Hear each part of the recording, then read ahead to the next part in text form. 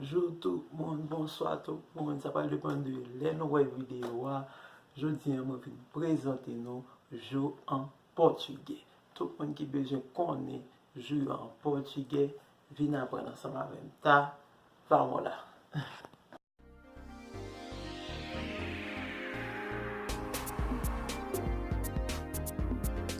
Quitter commentaire, c'est ça qui est plus important pour nous. Inscris dans le canal YouTube qui c'est Thomas Idioma Sem Fronteiras. Merci en pile et puis succès.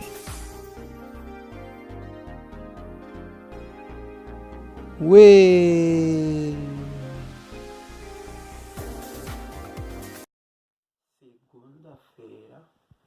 Segunda-feira, terça-feira, quarta-feira, quinta-feira, sexta-feira, sábado,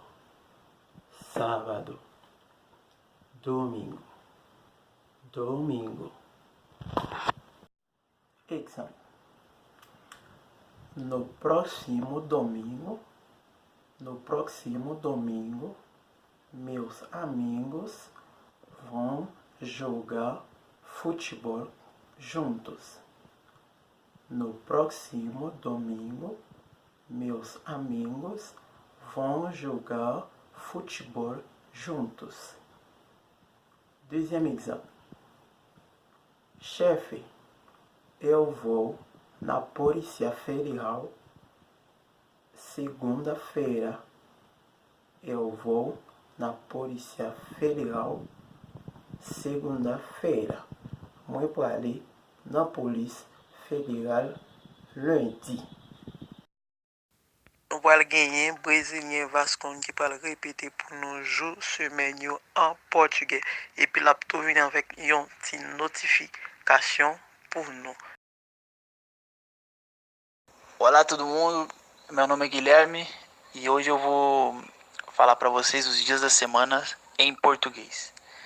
Então os dias da semana válidos, ou seja, lundi a vendredi, é sempre feminino. Então, segunda-feira, terça-feira, quarta-feira, quinta-feira, sexta-feira são femininos. Sábado e domingo, o fim de semana, é masculino.